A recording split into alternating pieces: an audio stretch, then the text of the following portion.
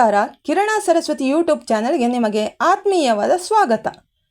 ಭೀಮನ ಗರ್ವಭಂಗ. ಒಮ್ಮೆ ಸೌಗಂಧಿಕಾ ಪುಷ್ಪವನದ ಬಾಳೆಯ ತೋಟದ ಮಧ್ಯದಲ್ಲಿ ಹನುಮಂತನು ಕುಳಿತಿದ್ದನು.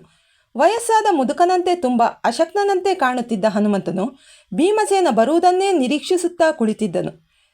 ಭೀಮ ಅಂದರೆ ಬಹಳ ಶಕ್ತಿವಂತ ಎಂದು ಎಲ್ಲರಿಗೂ ಗೊತ್ತು. ಬಲದಲ್ಲಿ ತನ್ನ ಸಮ ಯಾರೂ ಇಲ್ಲವೆಂದು, ನನ್ನನ್ನು ಶಕ್ತಿಯಲ್ಲಿ ಸೋಲಿಸುವವರು ಕೂಡ ಯಾರೂ ಇಲ್ಲವೆಂದು ಗರ್ವಪಡುತ್ತಿದ್ದನು.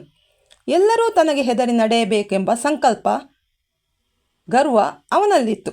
ಇಂತಹ ಭೀಮಸೇನ ಬರುವುದನ್ನೇ ಕಾಯುತ್ತಾ ಕುಳಿತಿದ್ದನು ಹನುಮಂತ. ಹೀಗೆ ಕಾಯುತ್ತಾ ಕುಳಿತಿರುವಾಗ ಸ್ವಲ್ಪ ಸಮಯದಲ್ಲಿ ಭೀಮಸೇನನ ಆಗಮನವಾಯಿತು. ಅದೇ ಮಾರ್ಗದಲ್ಲಿ ಭಯಂಕರವಾದ ಗರ್ಜನೆ ಮಾಡುತ್ತಾ ಗದೆಯನ್ನು ಎತ್ತಿಕೊಂಡು ಅನೇಕ ಪ್ರಾಣಿಗಳನ್ನು ಹೆದರಿಸಿ ಅವುಗಳನ್ನೆಲ್ಲವೂ ದಿಕ್ಕಾಪಾಲಾಗಿ ಓಡಿ ಹೋಗುವಂತೆ ಮಾಡುತ್ತಾ ನನ್ನ ಸಮ ಯಾರೂ ಇಲ್ಲ ಎಂದು ತನ್ನ ಗರ್ವವನ್ನು ಪ್ರದರ್ಶಿಸುತ್ತಾ ಬರುತ್ತಿದ್ದನು. ಭೀಮನು ಹೀಗೆ ಬರುತ್ತಿರುವಾಗ ಅವನು ಹೋಗುವ ದಾರಿಗೆ ಅಡ್ಡವಾಗಿ ಕುಳಿತಿದ್ದ ಮತ್ತು ತನ್ನ ಬಾಲವನ್ನು ಬೀಸಿ ಅಶಕ್ತನಂತೆ ಕುಳಿತಿದ್ದ ಹನುಮಂತನನ್ನು ಕಂಡನು. ಆದರೆ ಭೀಮನಿಗೆ ಈತ ಯಾರೆಂದು ತಿಳಿದಿರಲಿಲ್ಲ. ತನ್ನ ಘೋರವಾದ ಗರ್ಜನೆಗೆ ಒಂದಿಷ್ಟು ಹೆದರದೆ ಮತ್ತು ಕದಲದೆ ಕುಳಿತ ಮುದಿ ಮಂಗನನ್ನು ದಿಟ್ಟಿಸಿ ನೋಡುತ್ತಾನೆ ಭೀಮ. ಆಗ ಹನುಮಂತನು, ನೀನು ಯಾರು? ಅಸ್ವಸ್ಥನ ನನ್ನ ಪಾಡಿಗೆ ನಾನು ನಿದ್ದೆ ಮಾಡುತ್ತಿದ್ದೇನೆ, ನನ್ನನ್ನೇಕೆ ಗರ್ಜನೆಯಿಂದ ಎಚ್ಚರಗೊಳಿಸಿದೆ ಎಂದು ಕೇಳಿದ. ಆಗ ಭೀಮನು, ನಾನು ಯಾರು ಎಂಬುದನ್ನು ಹೇಳಿಯೇ ಬಿಡುತ್ತೇನೆ ಕೇಳು. ನಾನು ಕ್ಷತ್ರಿಯ.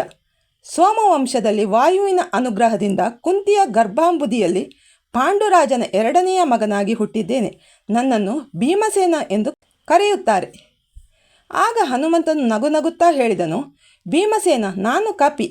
ನೀನು ಹೋಗಬೇಕೆಂದಿರುವ ದಾರಿಯಲ್ಲಿ ಹೋಗಲು ಮಾತ್ರ ಖಂಡಿತವಾಗಿಯೂ ಬಿಡುವುದಿಲ್ಲ. ಇಲ್ಲಿಂದ ನೀನು ಹೊರಟು ಹೋಗು ಎಂದು ಕೇಳಿದನು. ಆಗ ಭೀಮಸೇನನು, ಎಲೈ ವಾನರ, ನನಗೆ ತುರ್ತು ಕಾರ್ಯವಿದೆ, ದಾರಿ ಬಿಡು, ಕಾಲಹರಣ ಮಾಡಬೇಡ, ಇಲ್ಲದಿದ್ದರೆ ನನ್ನಿಂದ ತೊಂದರೆಗೊಳಗಾಗುವೆ ಎಂದು ಜೋರಾಗಿ ಮತ್ತು ಗರ್ವದಿಂದ ಹೇಳಿದನು. ಗರ್ವವನ್ನು ಭಂಗ ಮಾಡಲೇಬೇಕು ಎಂದು ಯೋಚಿಸಿ, ನಾನು ತುಂಬ ಅಶಕ್ತನಿದ್ದೇನೆ, ನನ್ನ ಬಾಲವನ್ನು ಎತ್ತಿ ಇಡಲು ಕೂಡ ಆಗುತ್ತಿಲ್ಲ.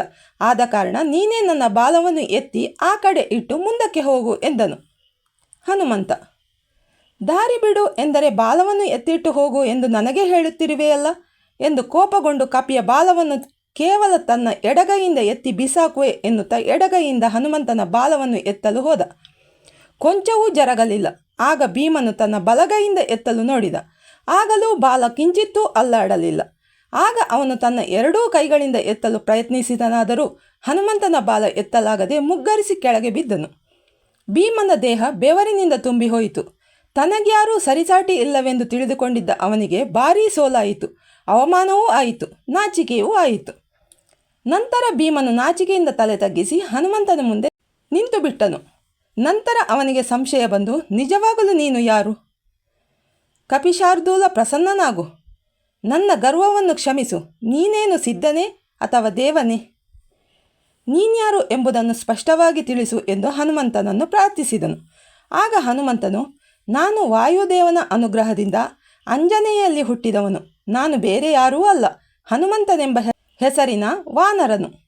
ನಾನೇ ಶಕ್ತಿವಂತ, ನನ್ನ ಸಮ ಯಾರೂ ಇಲ್ಲ, ಎಲ್ಲರೂ ನನಗೆ ಹೆದರಿ ನಡೆಯಬೇಕು ಎಂಬ ಗರ್ವ ನಿನ್ನಲ್ಲಿತ್ತು. ಆ ಗರ್ವವನ್ನು ಇಳಿಸಬೇಕಾಗಿತ್ತು ಅಷ್ಟೇ. ಅದಕ್ಕಾಗಿ ಈ ರೀತಿ ಮಾಡಿದೆ ಎಂದು ಹೇಳಿದನು. ಅಂದಿನಿಂದ ಭೀಮನ ಗರ್ವ ನಾಶವಾಯಿತು. ಈ ಕಥೆ ನಿಮಗೆ ಇಷ್ಟವಾಯಿತೇ? ಇಷ್ಟವಾದರೆ ವಿಡಿಯೋವನ್ನು ಲೈಕ್ ಮಾಡಿ, ಶೇರ್ ಮಾಡಿ ಮತ್ತು ಕಮೆಂಟ್ ಮಾಡಿ. ನೀವಿನ್ನೂ ನಮ್ಮ ಚಾನಲನ್ನು ಸಬ್ಸ್ಕ್ರೈಬ್ ಆಗಿಲ್ಲ ಎಂದಾದರೆ ದಯವಿಟ್ಟು ಸಬ್ಸ್ಕ್ರೈಬ್ ಮಾಡಿ ಬೆಂಬಲ ನೀಡಿ. ಧನ್ಯವಾದಗಳು.